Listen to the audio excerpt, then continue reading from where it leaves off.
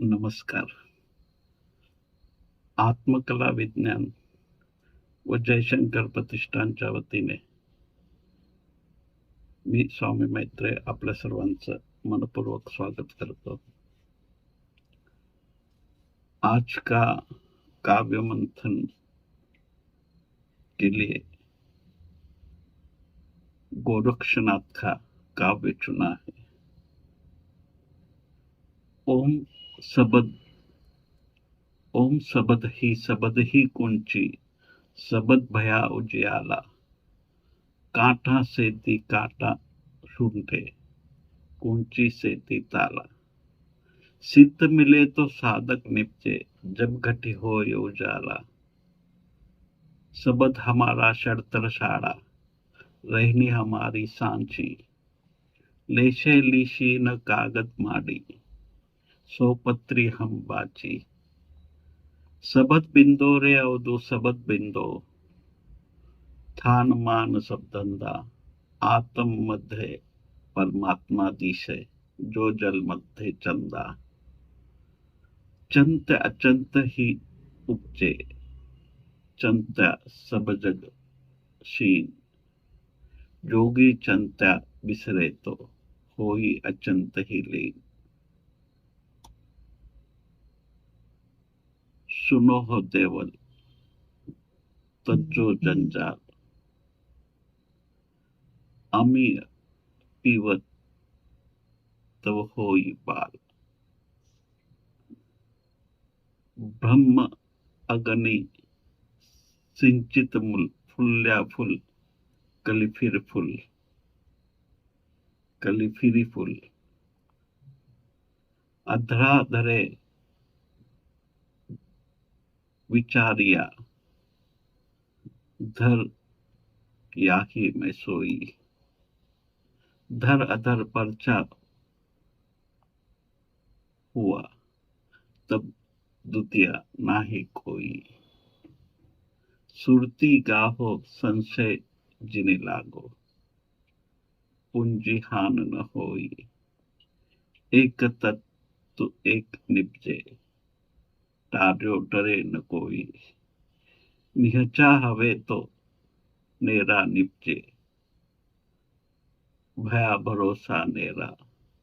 परचा हवे तक्षण निपजे, नहीं तर सहज नवेरा. अवतु सहज लेना सहज देना, सहज प्रीति लो लाई. सहजे सहजे चगलेगा रे अवधु, तो बासन करेगा समाई. गोरक्षनाथ नाथ संप्रदाय में मुझे सबसे प्रीतिकर है, इसलिए नहीं कि वे नाथ संप्रदाय में गुरु शिष्य परंपरा से पहले शिष्य है और उन्होंने गुरु मच्छिंद्रनाथ के साथ स्वयं शिव शंकर का भी मार्गदर्शन पा लिया था. पर जितने अथक प्रयास उन्होंने किए हैं जनमानस में साधना के बीज बोने में, उसकी कोई सीमा नहीं. उसके प्रयास देखकर नतमस्तक हुए बिना रहा नहीं जाता. उसके हर काव्य में जागरण का सार छुपा हुआ है. आज काव्य मंथन के लिए उन्हीं का एक काव्य चुन लिया है. उम्मीद करता हूं कि उसमें छुपी जागरण की खुशबू तुम्हारे भी अंतस में उतर जाए और तुम्हारा जीवन भी जागरण की रोशनी से महकने लगे. ओम सबद ही कुंची, सबद भया उजियाला, कांटा से ती कांटा शूंटे, कुंची से ती ताला. सिद्ध मिले तो साधक निपजे, जब गठी होए उजाला. ओम सबद ही कुंजी. गोरक्ष कहते हैं ओम शब्द ही कुंजी है, कुंजी है सारे रहस्य की. इस ओंकार नाद से तुम्हारे जीवन उजाले से भर जाएंगे. यह ऐसा शब्द है जिसका प्रवेश होते ही बाकी सब शब्द खो जाते हैं। जैसे पैर में कांटा चुभ जाए तो दूसरे कांटे से हम वो कांटा निकाल देते हैं। ऐसा ये शब्द है जिससे बाकी सब शब्दों की कतार जो विचार के रूप में तुम्हारे मन के आकाश में बादलों से भीड़ करके सत्य के सूरज को ढांक देती है, ओम के ध्वनि तरंगों से ये सारे बादल हट जाते हैं और फिर असली उजाले का अनुभव हम कर पाते हैं। और यह एकमात्र मास्टर की है जीवन के रहस्य को खोलने की चाबी।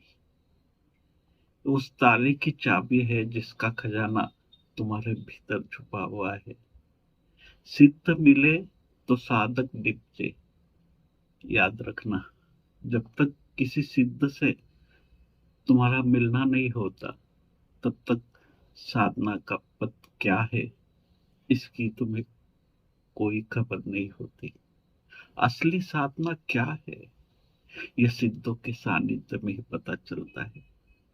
तब तक साधना के नाम पर तुम जो कुछ भी करते हो, जरूरी नहीं कि वह साधना तुम्हें सिद्ध बनाने के दिशा में गतिमान करती है। असली साधना वही होती है जिस पर चलकर तुम्हें तुम्हारे स्वयं के असली रूप का पता चल जाए। तुम स्वयं को एक साधारण मनुष्य समझकर ही जीते हो, जबकि तुम इस ब्रह्मांड के स्वामी हो, तुम परमात्मा हो।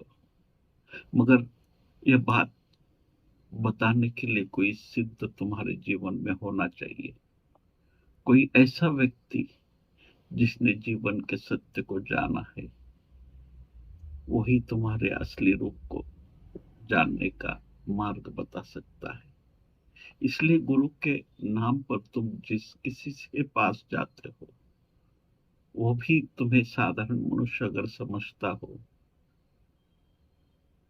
और जो खुद साधना से परिचित नहीं है, वो तुम्हें साधना की गहराइयों में नहीं ले जा सकता। इसलिए गोरक्ष कहते हैं, सिद्ध मिले तो साधक निपजे, जब घटी हो ये उजाला। और तभी असली साधना शुरू होती है, जो तुम्हें स्वयं का असली परिचय कराने के लिए सहयोगी बनती है। तब असली उजाला होता है, तब असली सूरज से परिचय होता है। तुम्हारे भीतर एक महासूर्य छुपा हुआ है, जिसके आसपास तुमने एक बड़ी दीवार खड़ी कर दी है और उस द्वार पर एक बड़ा ताला भी लगा दिया है विचारों का। और उसको खोलने की कुंजी, उस ताले की चाबी का नाम ओंकार ध्यान है।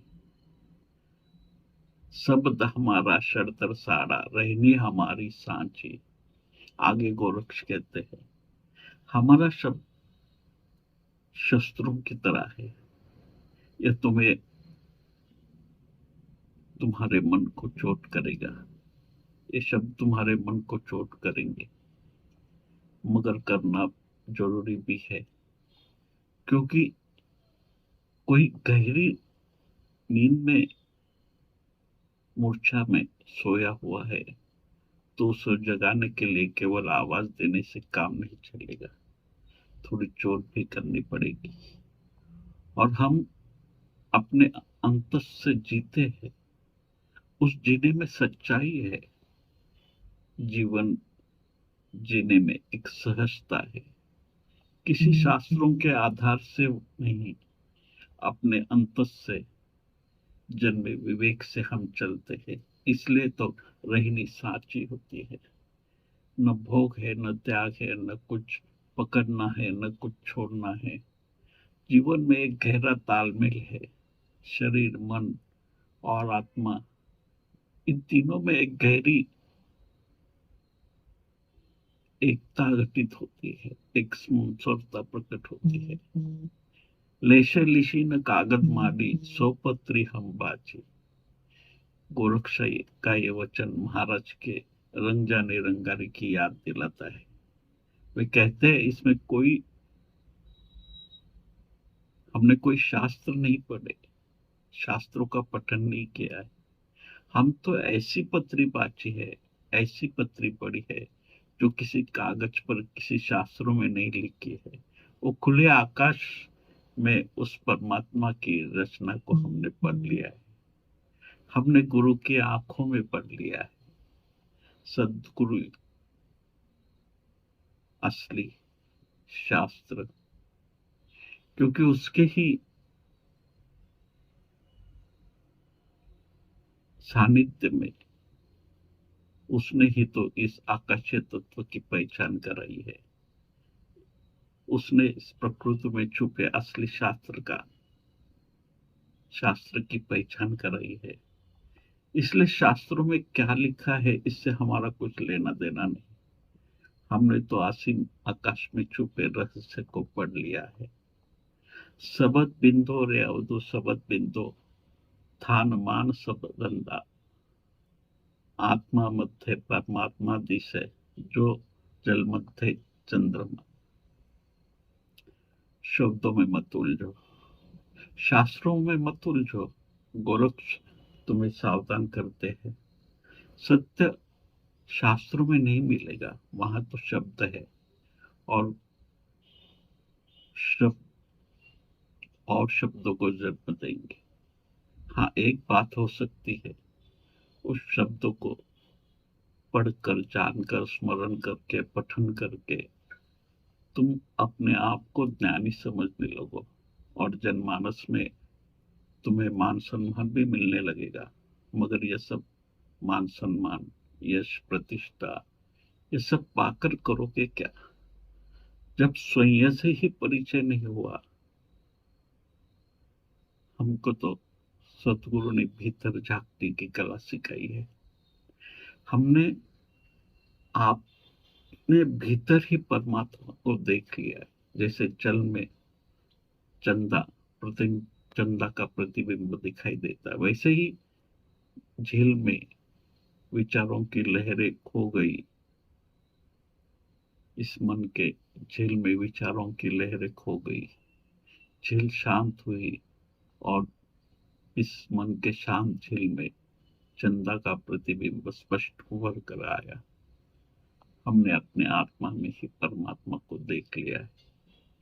चंत्य अचंत ही उपजे, चंत्या सब जगशीन, जोगी चंत्या बिसरे, तो होई अचंत ही लीन। चिंता से चिंता जन्म लेती, और सारा जग इसी में क्षीण होता जा रहा है। सब चिंता में लगे हुए हैं, और चिंता का सिलसिला चलता रहता है। एक से बाहर निकलो तो दूसरी सामने आ जाती है। हम व्यर्थ अपनी ऊर्जा खर्च कर रहे, जिसकी चिंता में उलझते जाओ, चिंता बढ़ती जाती है। केवल जोगी चिंता विसार के जीता है। वो चिंता में उलझता नहीं है, इसलिए अत्यंत लीन हो जाता है, चिंता से मुक्त हो जाता है। सुनो हो देवल तजोग जंजाल, अमीय पीवत तब होई बाल बाल, ब्रह्म अग्नि सिंचित मूल, फुल्या फुल कली फिरी फूल। हम चिंता के विचारों के जंजालों से मुक्त हो जाओ, और इस ओंकार के अमृत को पी लो, इस ध्यान मदिरा को पी लो। यही असली अमृत है। अमीय पीवत तब होई बाबाल, और इस अमृत को पीकर तुम एक छोटे बच्चे की भांति बन जाओगे, निरागस, निष्पाप, सहज, भले बुरे, अपना पराया, जात भेद, वर्ण भेद, सभी द्वैतों से मुक्त हो जाओगे। ब्रह्म अग्नि सिंचन मूल, अपने मूल तक पहुंच जाओगे, अपने मूल तत्व तक पहुंचोगे, अपने उगम स्थान तक पहुंचोगे। यहाँ भी स्वामी समर्थ के मूल मूल शब्द की याद करो। अपने मूल स्रोत तक पहुंचने का संदेश इस सूत्र में है। एक कली फूल बनकर खिलती है, अपनी पूर्णता को उपलब्ध करती है, अपनी खुशबू लुटाती है और भीतर उल्टा सफर करके फिर कली, वो फूल कली तक पहुंचती है। फिर कली जिस फूल से ऊर्जा ग्रहण करता है, जिस मूल से ऊर्जा ग्रहण करता है, उस ऊर्जा के केंद्र तक पहुंच जाती है। ऐसे ही तुम ब्रह्म की ऊर्जा से जन्मे हो, तुम भी तो ब्रह्म हो और साधना के पद पर चलकर तुम्हें भी अपने मूल स्रोत तक पहुंचना है। अधरो अधरा धरे विचारिया, धरत या ही में सोई, धर अधर परचा हुआ, तब द्वितीय ना ही कोई। सब कुछ अधर में लटका हुआ है, यह धरा भी तो अधर में लटकी हुई है। इस असीम आकाश को क्या नाम दोगे, जिसका ना आरंभ है ना अंत है। जैसे जो कुछ भी अस्तित्व में है, सब इस आकाश में समाविष्ट है। और इस अधर को जिस दिन अपने भीतर भी लोगे, जिस दिन इस असीम से परिचित हो जाओगे, धर अधर परछा हुआ, तब द्वितीय ना ही कोई। तब फिर दूसरा कोई बचता ही नहीं, क्योंकि एक ही तो है सब जगह, भीतर बाहर वही है।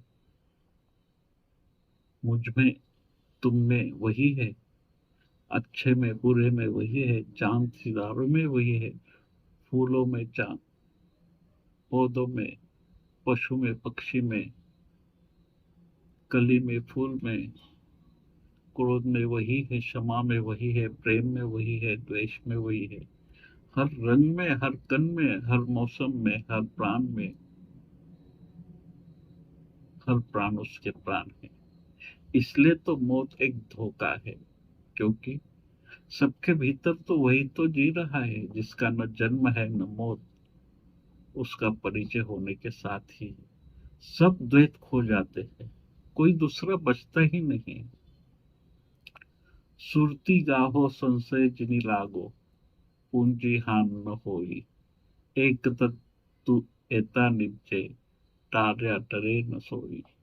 अगर कुछ संशय हो, संदेह हो, तो बस तुम उस सुरती को, अपने स्मरण को गाहो, थोड़ा और गहरा हो। जैसे तुम्हारी चेतना है, एक प्रकाश की तरह काम करती है। जिस विषय में, जिस दिशा में, जिस जगह फोकस करोगे, वो चीज अधिक स्पष्टता से दिखाई देने लगेगी। अगर ऐसा कर पाओ तो तुम ऐसी पूंजी पाओगे जिसके सामने बाहर की सारी दौलत फीकी पड़ जाएगी, क्योंकि तुम असली संपदा को पालोगे, जिसकी चाहकर भी कोई कणभर भी हानि नहीं कर पाएगा।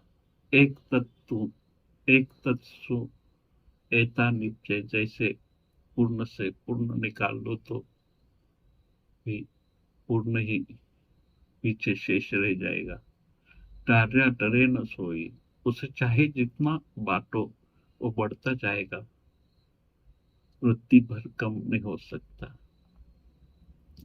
नीचा हवे तो नेरा निपजे, भया भरोसा नेरा, परचा हवे तक्षिण निपजे, नहीतर सहज नवेरा।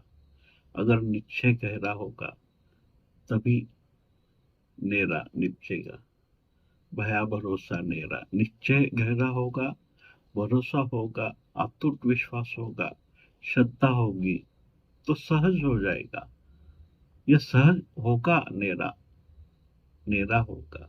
मगर शर्त है कि प्यास गहरी हो, साधना गहरी हो, सदगुरु पर, साधना पर श्रद्धा हो, तो यह घटना सहज हो जाएगी। स्वयं के परिचय का